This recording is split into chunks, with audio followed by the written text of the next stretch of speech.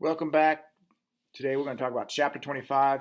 Chapter 25 opens with Jim and Scout sleeping outside on the back porch. It is September. It's still hot out. Jim gets upset with Scout for killing an insect. This is on 273. He was certainly never cruel to animals, but I had never known his charity to embrace the insect world. Why couldn't I mash him? I asked. Because they don't bother you, Jim answered in the darkness. He had turned out his reading light. Then there's a discussion of Dill learning to swim before he leaves Macomb, and then a flashback to the night that Tom Robinson, who was shot when Scott was with Aunt Alexandra and the Missionary Society. Atticus picked up Jim and Dill on their way home and took them out to the Helen Robinson's house. This is on 275.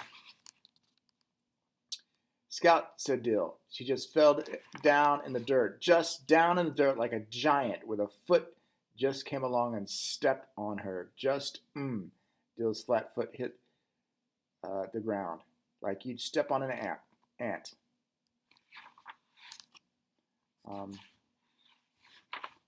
So Helen collapses when she sees Atticus. So Atticus shows up and she collapses.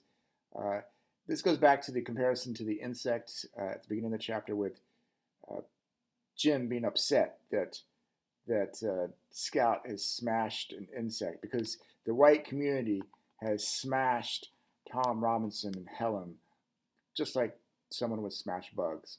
And they never did anything to anyone, just like some bugs never do anything to anybody as well. There's a continue of this on 275. Macomb was interested by the news of Tom's death for perhaps 2 days. To Macomb, Tom's death was typical of a nigger to cut and run, typical of a nigger's mentality, have no plan, no thought of the future, just run blind first chance he saw. And then Mr. Underwood, the newspaper owner, writes an article about Tom's death in the newspaper. Mr. Underwood simply figured it was a sin to kill cripples, be they standing, sitting, or escaping. He likened Tom's death to the senseless slaughter of songbirds by hunters and children. And Macomb thought he was trying to write an editorial poetical enough to be reprinted in the Montgomery Advertiser. Atticus had used every tool available to free men to save Tom Robinson. But in the secret courts of men's hearts, Atticus had no case.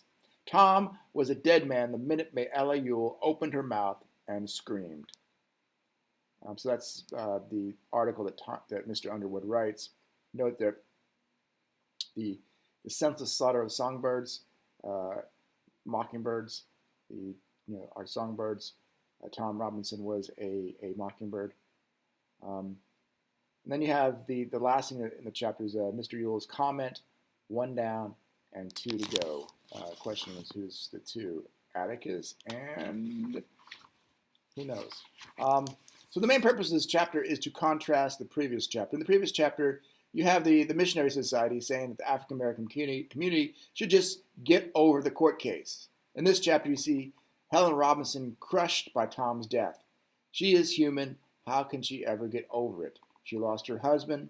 Their children lost a father. Dill's learning to swim in this chapter is symbolic.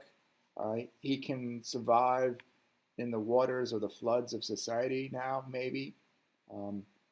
We will not see him again in this book. He is gone. But he has learned to swim, at least before he leaves Macomb. You also have the insect, being a metaphor.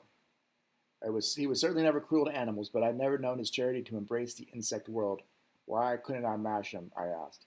Because they don't bother you, just like Tom Robinson and Helen didn't bother anyone, but they were smashed by their white society like insects. All right, that's it for chapter 25. Tomorrow we'll talk about chapter 26.